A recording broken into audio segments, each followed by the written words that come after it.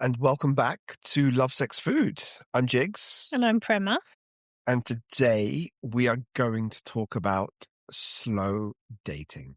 You said that very slowly. I did, for a reason. Slow dating. Now, what does that mean to you? Well, I think it means taking your time and not rushing in, largely. I don't exactly know what it is, but I like the sound of it because I'm a bit of a fan of slow living. Okay. So slow dating So, lines. to me, slow dating. So let's look at what normal dating is, or kind of what modern day dating is being on multiple apps, multiple matches, multiple conversations, multiple plans. Can I just say, I just got a little bit of sick in my mouth when Yeah. you said that. Yeah. Like, literally, that is my absolute idea of hell. When you say the word multiple, mate, as a woman, Imagine that I said it multiple. I said multiple times. can I just say, as a woman, that is like the most nervous system activating thing that you can ever hear a man even suggest, that there are multiples, because most women want to be 100% chosen and they want that one king hero man in their life. So I'm just going to say, for anyone listening, I actually feel a bit sick. So this is going to be an interesting episode. Carry on. That is a very crude definition of what modern day dating is about, right? And you give your attention to, once again, multiple people on multiple platforms. Blech. How do you expect for anyone to get your full attention when you can't get their full attention? And there is a new kind of not modern mindset, but a mindset that's come from exhaustion of this kind of dating. And some clients that I've spoken to have actually consciously decided to slow things down. By slowing things down, it can be as aggressive as actually coming off all dating profiles, literally cutting out online dating. I mean, would that slow you down? Could it be that apps actually are a distraction from really, truly focusing on yourself, getting your life in alignment, and therefore things tend to happen a little bit more magically? Yeah, I mean, I've got to be like, we met on an app, Yeah. right? We met on an app. So That was a fluke. That was a fluke that I was on that app, because my experience of apps are, you go on, you're really excited, you're like, this is the time. You normally go on like round about just a few weeks before your birthday, because you think, oh, go out for your birthday, have a few days, few weeks before Christmas, maybe. Or the summer's coming, you feel a bit more trim. Okay, I'm going to come on now. You don't go on like when you're like having a bad time at work. You go, well, me personally, I'd have like these little kind of rises in, oh, this could be exciting to try dating right now. Go on, do my profile. I'm on for like, I don't know, on average, I would be on no longer than about 4 days, and then I would shut the whole thing down because it was like a car crash. yeah, because you've been literally bombarded, because you're literally a new fish to water with the existing piranhas in place, and they see your profile and kind of off you go. And I think different people date for different reasons, right? Ultimately, I think the most fruitful way of dating is for you to be in your highest frequency and happiness and joy, so that there's less pressure and you're ultimately seeking connection. But not a lot of people are in that place. People believe that happiness and joy will come from a partner, not from themselves. So inherently they're starting from the wrong place. But I mean, I suppose you actually genuinely really enjoyed dating. I think that's the thing we need to say at the beginning of this, is that whenever Jigs and I talk about dating, I did not enjoy one aspect of the dating process. I just didn't. Didn't like dating. I never saw it as like something, oh, great, I'm single, I can go dating now, I can see multiple men. And I could have done that because I had loads and loads of people approaching, and I did go on lots of dates, but I just did not like I'm just not a superficial person like that. I can't actually, it makes me gives me the ick. I'm just, you know what I'm like, I'm a deep, meaningful person but anyway. I didn't, I love dating because I love connection. I love meeting new people. I love sitting across the table from someone that I am attracted to. And then I have to figure out whether or not I've got anything in common with them, or if we ultimately share the same values. But I enjoyed that process. Yeah. But going back to the actual topic of this podcast being slow dating, is that there is now, I feel, a shift in people moving away from multiple conversations, multiple dates, multiple matches at one time, and slowing it down to a point of it's actually quality over quantity. Longer conversations before meeting, being more honest and upfront about what they're looking for, what they value. One of my clients that I'm working with, who've been working on a dating profile for some time, and out of nowhere, she was on the platform on the Yeah. train, and she got approached by a guy, and brilliant. Like, he went over, they had a conversation, he took her number, he messaged, he's shown up consistently, in conversation, he's made plans, he's respectful, but he's a lot younger. Oh, she is making sure that he's a lovely guy, but ultimately does a big thing. She can't have them. He's spoken about them. This could be something that changes the trajectory of where it could go. It could just go into friendship instead of it actually turning into a relationship. But she herself has said that she's now taking her time. She's not in a rush. She wants to take time to get to know him.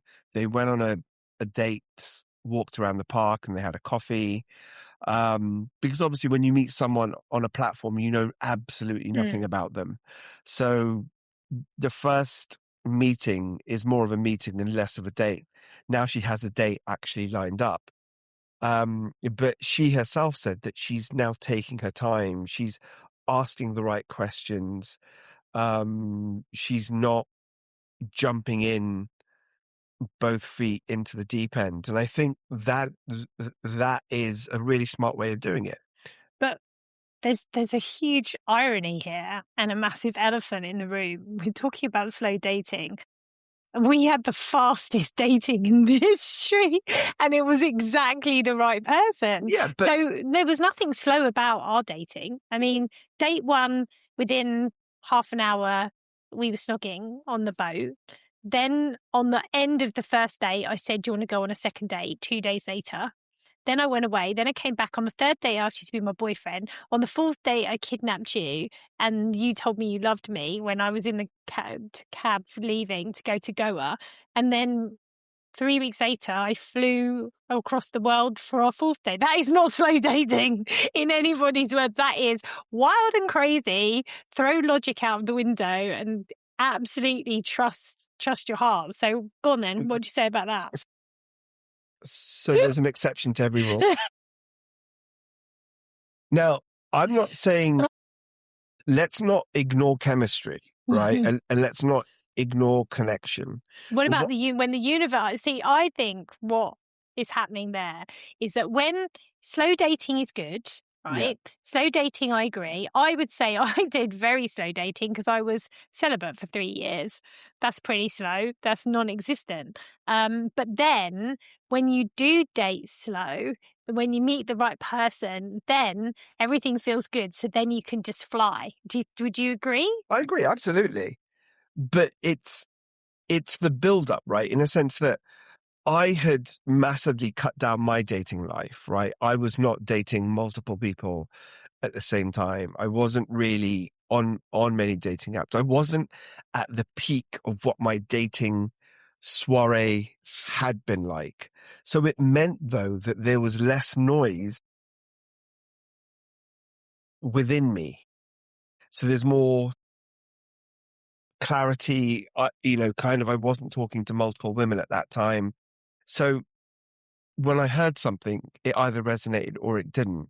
And I wasn't then just confused. And I think inherently the when I lived in London just before I moved to New York, and I remember that's when I started dating. And the one thing that was blatantly different about London dating and then dating in New York was in London at the time, no longer now, but in London at the time, you went on one date and whoever you were dating, you saw it through, whether it Mm. was one date, 3 dates, 6 months, and you ended that and then you started with someone else. Now you're talking my language. Right. This is me. This is me. I still live in that decade, Yeah. whatever it Well, was. that doesn't happen anymore because when I went to New York, I realized very quickly when I met 2 separate women in one night at a party, and they both gave me their business cards because back then there was no social media or whatnot. And I ended up going on a date with both of them. I just moved to New York, and I went on a date on Monday with one, and I went on a date on Tuesday with two, and I felt really guilty. Um, but I was just going out on a date. And what I found is that the 2 women that I dated were actually roommates. The chances of that are just absolutely ridiculous. But the kicker was this, is that they weren't mad at me.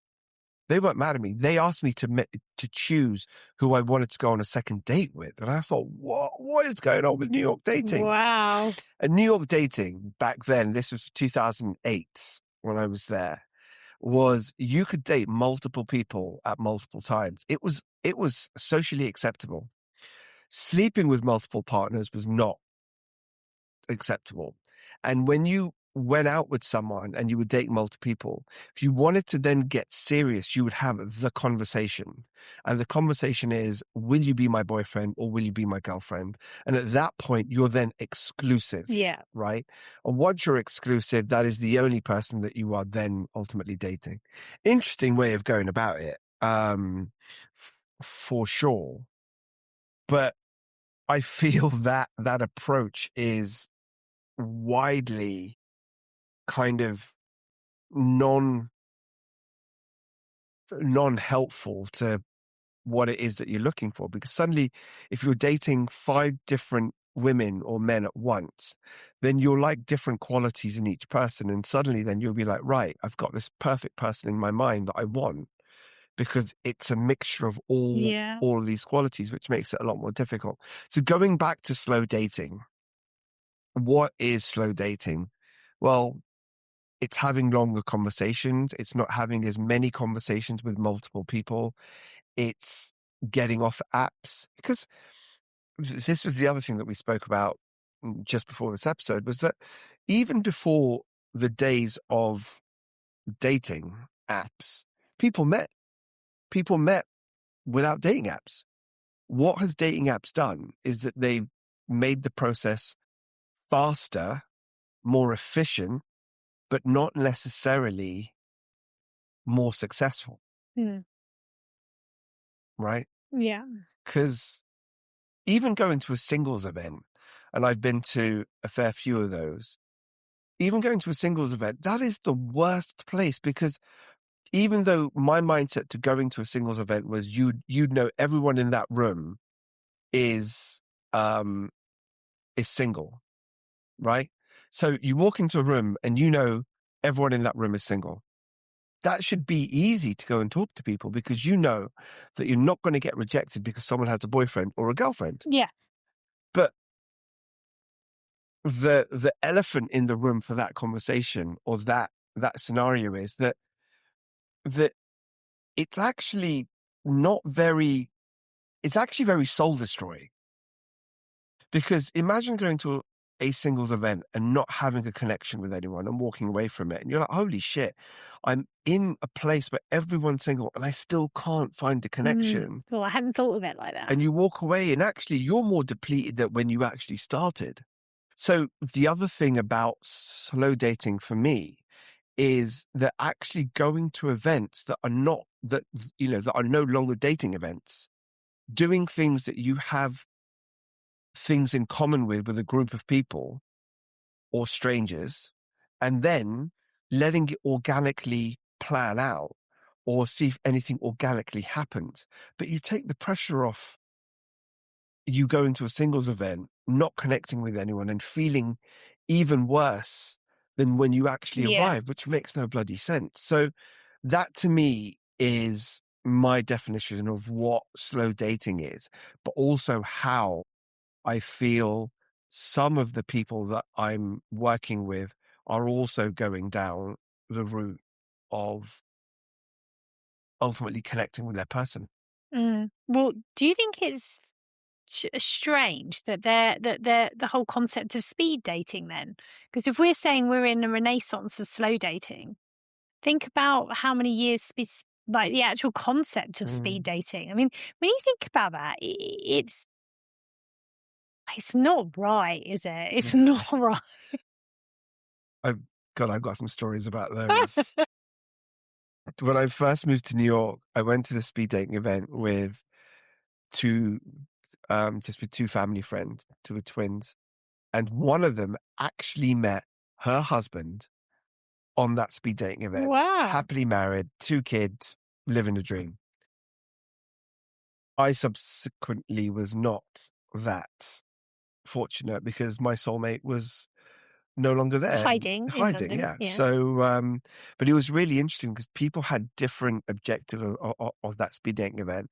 Within 3 minutes of meeting someone, can you know if that person is someone that you're actually attracted to or connected to or share the same values in a very high pressure environment? Chances are no.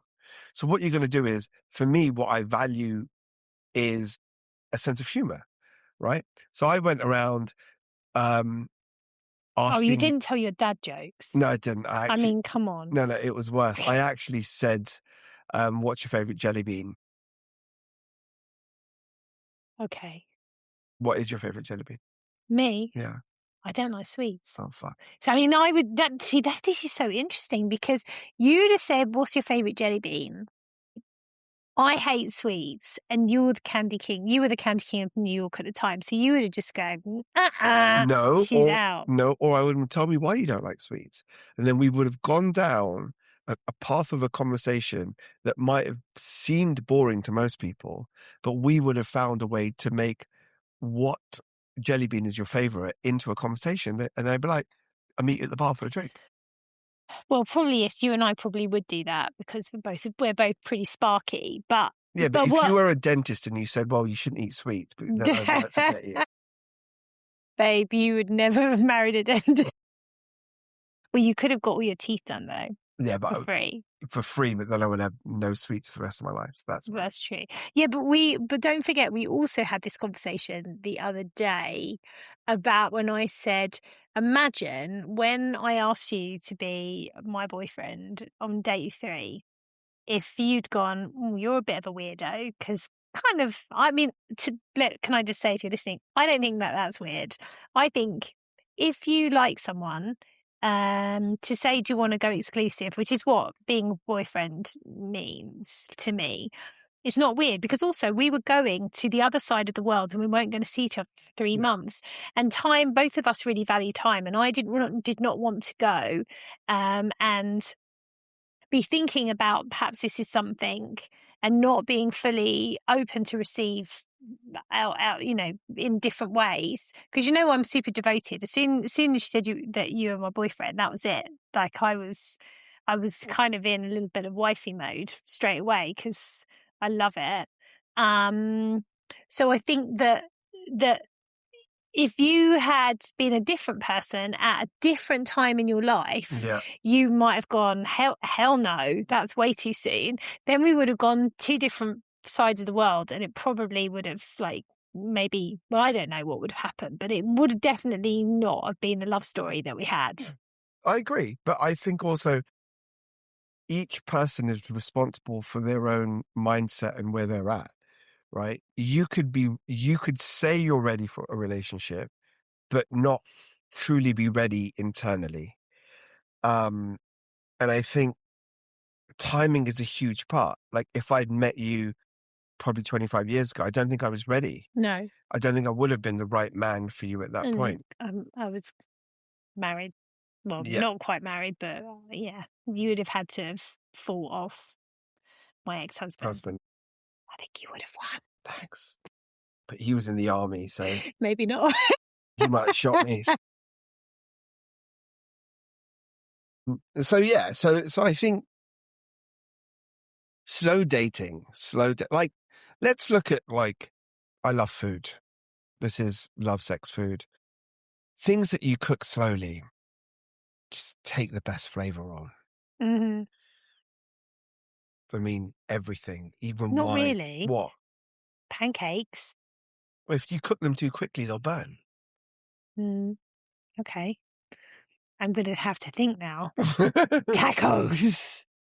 But no, tacos require a lot of love. Like those birria tacos, you need to stew. Oh my God. Slow cook. All right. Sorry, I'm just, I'm Listen, sidetracking. I think you don't have to convince me about the joys of slow dating. I was celibate for 3 years. So, but what I would say, there was one thing that you said earlier that just because we always look at things, like I said, from two different perspectives, I'm very old school, super romantic, very exclusive, only have boyfriends, don't like dating. Jigs has had just vast amount of experience dating, and being in different environments with women and stuff. So what I would say is that when you said take it slowly on dating apps, that's one thing that I never did.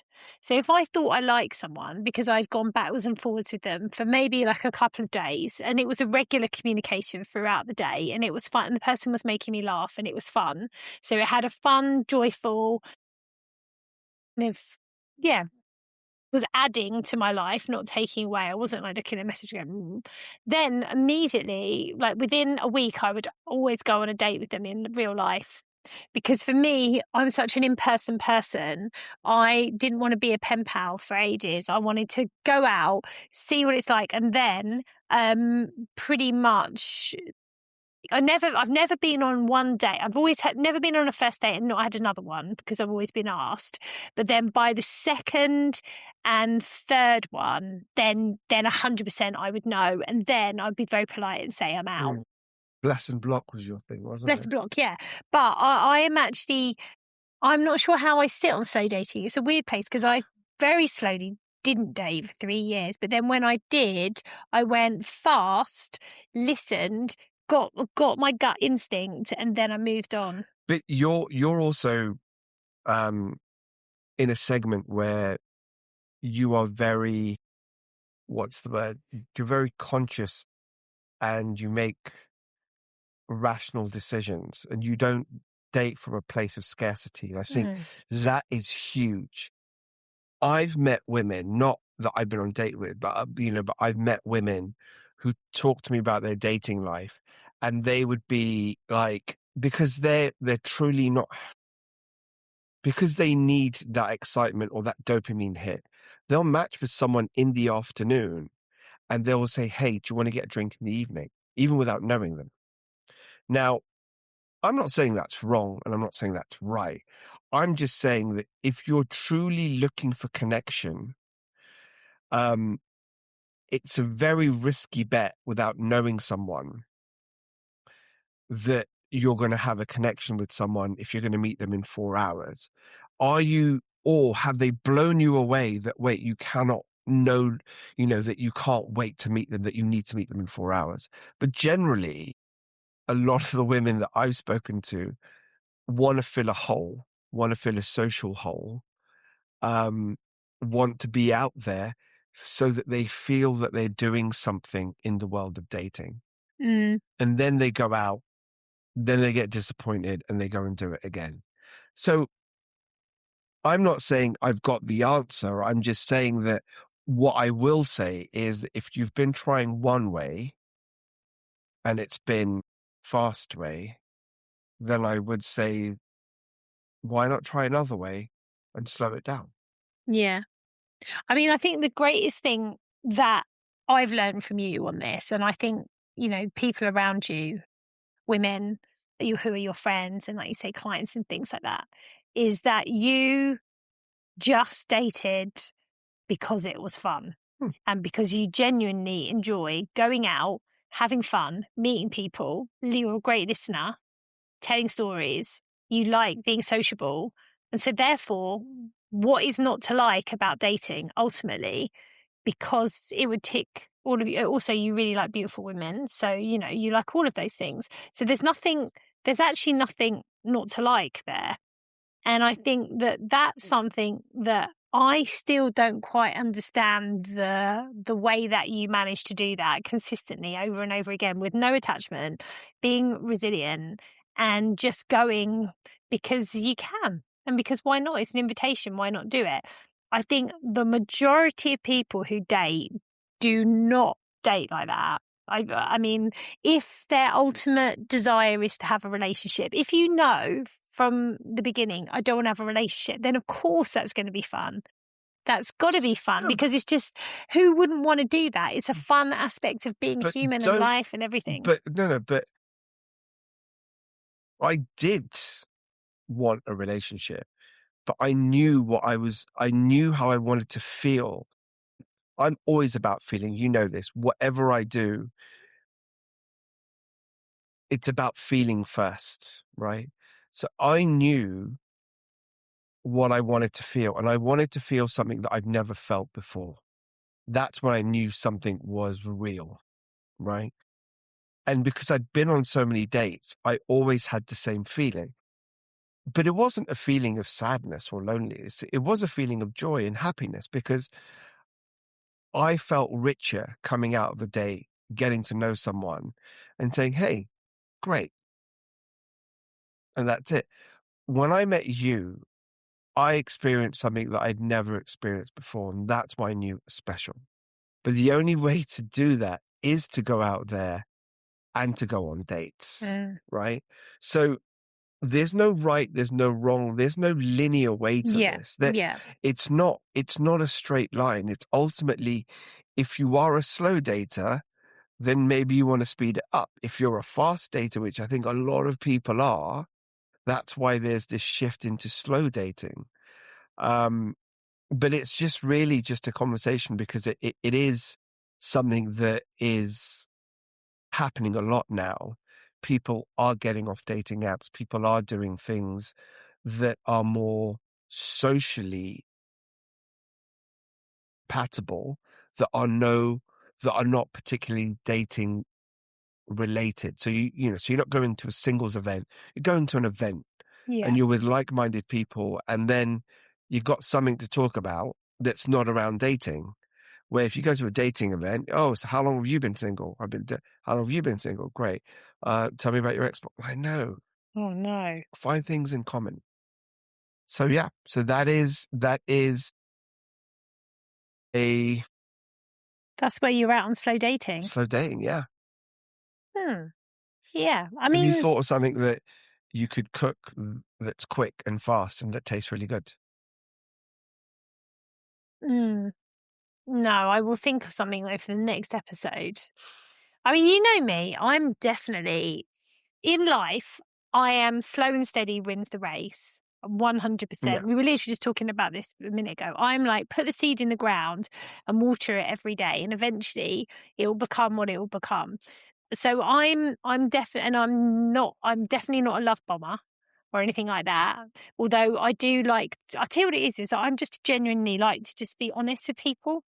And sometimes I think honesty, whether you slow date or you speed date, if you're honest, you pretty much get to the answer very, very That quickly. it, So it's why don't we just say honest dating? Like truly, truly honest dating. Like on date 2 when you said, what do you want? What kind of thing? What are you looking for? What did I say? I I want to want get to get married. married. On date 2, and your face, I remember you going, "All right." And I went, "Yeah, I do. I absolutely do." Because I did. And then I got married to you. So it was good job I was honest. If I'd been all coy and gone, "Oh, I'm not too sure," it would have been a completely different dynamic because it wouldn't have been me. So that's the point. So that's what I want to leave everybody with is like, don't slow date, don't speed date, Just date. just date honestly and be honest from the very, very beginning. Can I just add a caveat to that? Mhm. Be honest with yourself. I think that is it. Because if you're honest with yourself, then you can't really let yourself down. Yeah, but also be honest with the other Oh, person. no. Obviously, if you're honest with yourself, then when they ask you a question, stand by your integrity and tell them what you want, how you feel, or what you're looking for. Hmm. Boundaries. That's right.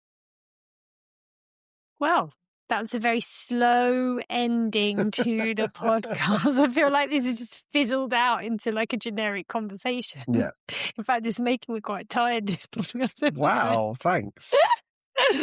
We'll get something much more spunky for the next one. But yeah, so hope you've enjoyed the episode. Jigs is going off to find where we're going to be holding the Love Sex Food event in London in a few weeks' time for singles, which is going to be very interesting. So stay tuned for more details of that. That won't be slow because it's going to be a food safari where Yeah. you move around. There's nothing slow about a food safari. But it's going to be fun. So look out for that soon. And we'll be back next week. In the meantime, if you want to follow what we're up to, you can check out Love Sex Food on our socials on Instagram. And of course, if you have been listening to this and you've been inspired, Jigs does dating coaching for women who are burnt out by dating, feeling overwhelmed, and you want to get back to having that joy in your life and just have resilience through going through the dating process. And I love working with women who have got divorced and are looking for love the second time round because I learned a huge amount in that process. So yeah, you can also find out more about that by looking in our Instagram bio or just reaching out. So yeah, sending you all the love. Sending all the love, hoping you find love and hoping you're in love. Yeah, and we'll see you next time. All right, Bye. bye.